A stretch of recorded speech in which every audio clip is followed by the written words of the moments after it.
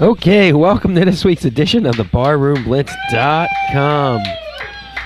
Back after a little bit of a layoff because of baseball season. The crowd is raucous tonight, Cheeks. I know. Well, what do you expect? Just two of us tonight, Cheeks. Me, Jim Casey, and Glenn Cheeks Keller are going to break it down. Of course. A little late night start, but we're getting it rolling. We're going to have to. You look phenomenal in green, by the way. I know. I look good. You know, allergy season is upon us, though, and it's killing us. You can see our red eyes aren't because we drank all day yesterday. Maybe. I wish maybe it was. not. I wish it was, but I babysat all day yesterday. All right. Well, Cheeks, you know it's draft time. I feel the air coming in to the NFL draft. Nah, this is just the start. It's over, finally. It's too big. Too much, but people love it. The highest rated draft of all time, Cheeks. I'm gonna bitch about it, but I watched it way too much. Yeah. Well, you got to, at least the second and third. Once we get through the first round one night, 15 minutes, and my God, how many freaking different scenarios you got to come through. Did Mel Kiper get one right, except for Clowney? Him and McShay didn't get any right. All right. I don't think anyone did. No. First pick, Jadeveon Clowney goes off the board. The Phenom. Obviously, he has nice hair. He looks good. That's all right. Well, you can't do that. What do you? It's a new age. Hair. I want him. A lot of stuff went different this year as we break it down. A lot of stuff. I mean, I guess everybody was in the first 14, right? It was the same deal. There was no surprises there. Everybody was at different orders of what right. A couple trades. I think Kelly Mack is going to be a stud. I think Khalil Mack. That guy. Yeah, I think he's going to be a stud. I really, really do. Now, of course, he goes to Buffalo, right? No, Sammy Watkins went to Buffalo. Oh, where did he go? Oh, Jacksonville. Let's see. Where did Kelly Mack go? I forgot where the hell he went. Blake Bortles went to Oakland. Oh, right. The Raiders. Even worse than anywhere else. And I remember thought Johnny Manziel would go there. Like, that would be his scene. Oh, you would think. Johnny Manziel, show me the money. He waited till 22. Cleveland Browns trade up with the Eagles to get the 22nd pick. Were you worried that the Cowboys were going to pick him? No. Because the rumors were all out there, that they were going to get. Well, if Jerry Jones had his way, he would have. And they're finally trying to control him a little. Right. And, I mean, the safety, he wanted the safety, too, prior. He wanted him. But, he was another Roy Williams that gets lost in coverage out there. And they said, no, we're not going to risk it. We're going to get the guaranteed lineman that they know is going to be a stud. Yeah. Wasn't it a little high, though, for a guard? Well, because it's usually he's tendency he's not and a tackle. Right. They said he can play. He's all a good three. player, Cheeks. I've watched him over the years. He wanted to go down. Of course, they didn't show any of the rooms, the war rooms, right, for the first week. And Stephen Jones supposedly slammed the phone down because they were trying to move back. They thought they could have got him later in the second round, early in the second round. Right. Now. But you get an extra pick, and it's all about getting the extra pick. Because they didn't have a fifth rounder or they didn't have a fourth rounder. They wanted to do it. Nobody would do it. When we slammed the phone on, they said, "The hell with it. We're going to take the guy we know," and they took him. Well, hey, it's a safe pick, and we'll see. And then the Eagles were sitting there at 22nd, and then the Browns wanted to move up. And I think when that Dix went to the Packers the pick before, that the Eagles did not know what they wanted. Oh, I don't think. I think they panicked a little, and they traded down and got an extra pick. And they got a pick. And then they got this Chris Evans guy, but everyone says he got drafted. But you know what? If Evans shows up and becomes a starter or plays, then I don't care. You know what I mean? That's my theory. If the guy plays, it's like even though you got Zach Martin for you, if he plays 5, 7, 10 years for you at guard, that's a hell of a first-round pick. Oh, might not have to be an all-pro, but if he plays and makes a difference, you're fine. Well, if they're not complaining about him on the offensive line, right, then you got him. Now, I mean, the Eagles, we went defense, Cheeks. Well, the draft, you gotta understand, Chip is 1 year removed from college. Right. You would think he knows these guys, and you would think he has them. Now, Marcus Smith, nobody had him going the first round. No, nobody. He took him there, and maybe a little bit of a stretch. Well, maybe he knows. And he increased his sack total from like 6 his first year to 10 to finishing up with 14 last year. Maybe he knows. Right. Maybe he knows. And tremendous to him. Now, you got to realize, and I'm going to compare back to Jimmy Johnson when he came out. he knew players when he was getting players. Jimmy Johnson, and he made his money in the getting the players in the 6th and 7th round. He knew his. Well, players. they showed like the Seattle Seahawks. I think like 16 of their starters were all drafted. Right. You know, that's how you don't win on a free agent pick. There's another guy out that knows these players, watching these players. I mean, Jimmy Johnson, players that he got, Tony Tolbert, he got, Thomas Everett, he got in a trade. He couldn't hang out, was a player he has. And that's what the Eagles got to do. They got to hope that Chip knows what he's doing, and they got to go with it. Now, the receiver, I think, is going to be fine. He looks like a good big guy. He's not a burner.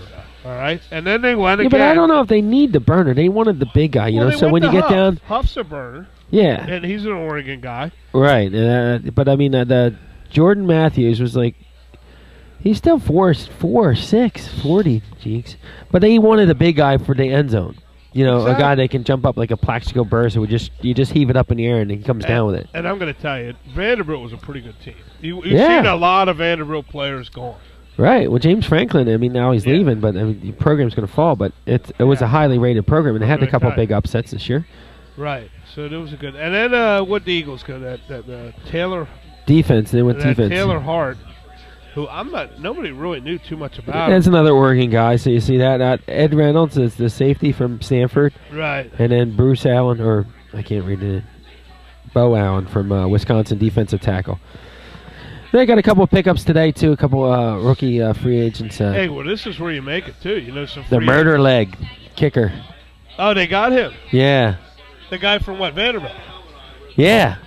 Is that who the Eagles got? Yeah, they signed him as an unsigned free agent. Well, that's a good pick. Yeah.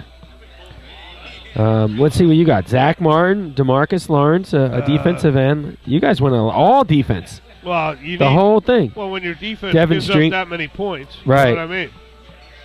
I mean, they really did not. I don't know what it is. I don't know these players. Anthony Hickens, a linebacker. I'm not a guy. I'm not a guy with the drafts that goes whole hard. You don't know a good draft until 3 years down the road. Well, that's when you know. Yeah, I mean, we drafted Nick Foles 2 years ago, and everyone thought it was the worst thing we ever did. You know. All of a sudden, he throws 28 touchdowns and 2 interceptions in the season. And, and one guy will say, and, I mean, it's so funny, these guys will go, well, I think he really could be good. Hey, remember when he said he really could be good? Right. Yeah, they jump on it because that's their deal. They got lucky. Kevin Cobb, everyone loved. Everyone loved Kevin Cobb, all right? He's not playing anymore. Now, the Giants had a tremendous draft, all right? Yeah.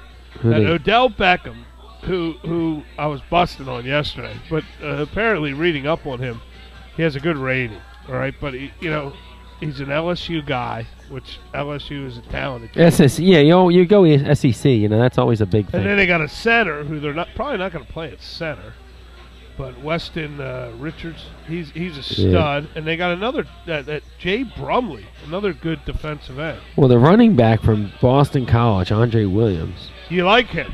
Wasn't he was supposed to be wasn't he on in the running for the Heisman? He was, and I don't know what happened. In the beginning of the year, I looked back, beginning of the year, he was up there, yeah. But something happened. I don't know. Hey, God bless. I didn't even look at the Redskins thing. They got Trent Murphy from Stanford, linebacker. They didn't even have a first-round pick, though. They had a second round, 47. Yeah. Morgan Moses, Spencer Law, Ryan Grant, Tulane.